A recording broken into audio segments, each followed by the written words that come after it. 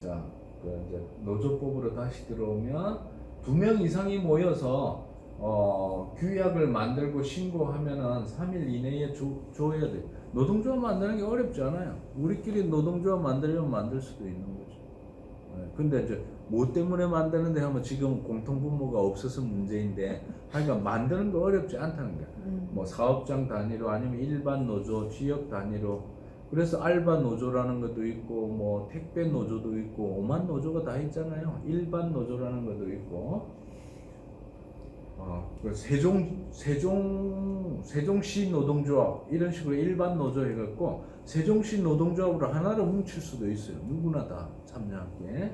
그래서 이제 세종시와 관계해서 일어나는 여러 가지 이슈들을 가지고 문제 제기를 할 수 있고 요구를 할 수 있죠. 그럴 적에 이제 요구하려면 요구하는 당사자가 특정되어야죠. 여러분 시청 당국이라든지 교육청 당국이라든지 뭐 그죠? 예.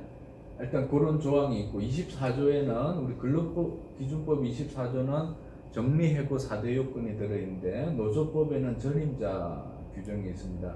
예전에는 전임자 월급을 회사에서 줬어요. 근데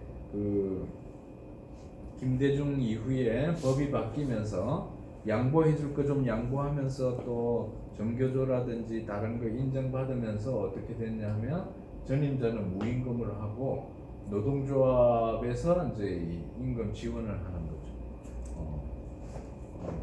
대신에 타임오프 제도를 마련해서 그 전임자라도 일을 평소에 수행하는데 회사하고 시간을 정해가지고 일주일에 몇 시간 동안은 전임자 활동을 해라. 나머지 시간에는 현장 노동을 해라. 그런 경우에는 현장 노동하는 거와 타임 오프 제도를 적용해서 그 시간도 일한 걸로 쳐준다 이런 뜻이거든요. 그 정상적인 월급을 받으려면 평소에 일을 하면서 이 제도를 활용하면 됩니다. 근데 이제 이 경우는 일을 많이 못 하지. 전임자가 24시간 일을 해도 부족할 판인데, 근데 이제 임금을 요구해서 쟁의를 하면 1년 이하의 징역이나 1천만 원 이하의 벌금. 그러니까 대체로 1년 단위당 1천만 원, 이게 또는으로 따라다닙니다. 그거 참고로 알고 계시면 되고, 29조의 단체 협약, 교섭하거나 협약 체결권이 보장이 되고 있고, 단일화 해야 되고, 신의칙이라 그러죠. 뭐 이런 거는 상식적으로 우리가 성실히 해야 되는데 대개 사업주들이 성실하게 안 해. 그러니까 요거에 따르면 2명 이상 일하는 사업장에는 노동조합을 만들 수 있어요, 법적으로. 근데 우리나라 중소사업체에 노동조합이 거의 없잖아요. 지금 조직률이 10%밖에 안 되는데 그 10%를 채우고 있는 사업장은 주로 대사업장, 공공부문, 대사업장과 공공부문 그리고 정규직, 이거를 빼고 나면 거의 없다고 봐야 돼요. 그러니까 대부분의 중소 영세 사업장은 이런 게 사실상 무효화되고 있는데 근로감독관이나 노동부에서 엄격하게 적용을 안 하고 있는 거지. 그러니까 노동조합 만들려 그러면 막 그 압력넣고 탄압해버리면 못하니까 사람들이 겁이 나서 못 만드는 거죠.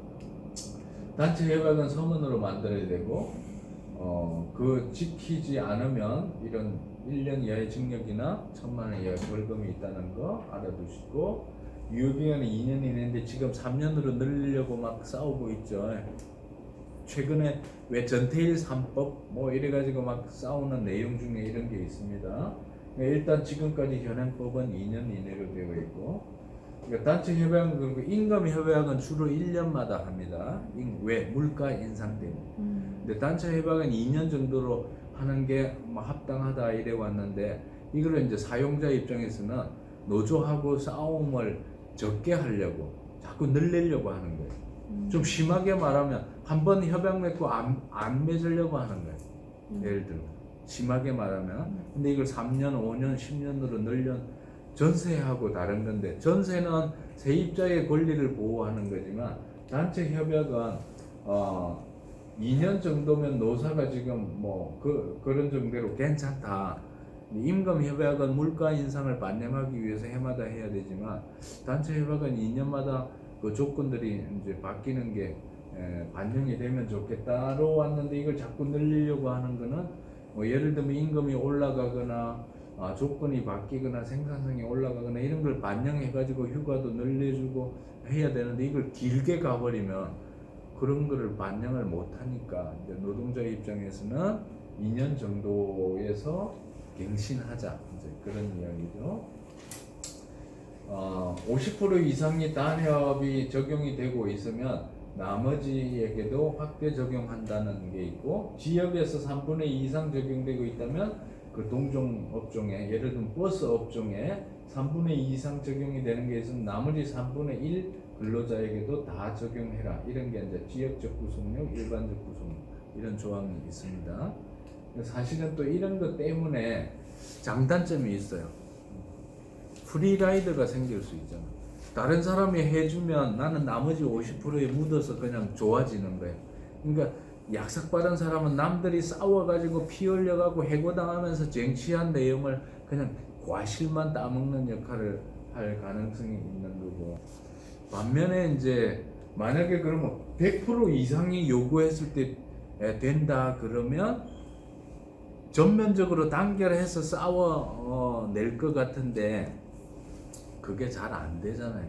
지금 10% 조직률에 이렇게 50% 단결해가지고 나오는 것도 쉽지 않다는 현실적인 문제가 있어서 이런 조항들도 장단점이 있다. 그러니까 그런 점에서 이제 프리라이드를 예방하기 위해서 노조 활동가들이 더 열심히 쫓아다녀야지 발품을 많이 팔고 같이 공부도 하고 설득도 하고 이런 자리에 막 그 더울 정도로 사람들이 많이 모여가지고 같이 공부해도 모자라는데 보세요. 그냥 미래가 어둡지. 그게 1차신데 좀 쉽다 할까요? 네네네. 5분만 쉬었다 하겠습니다. 네.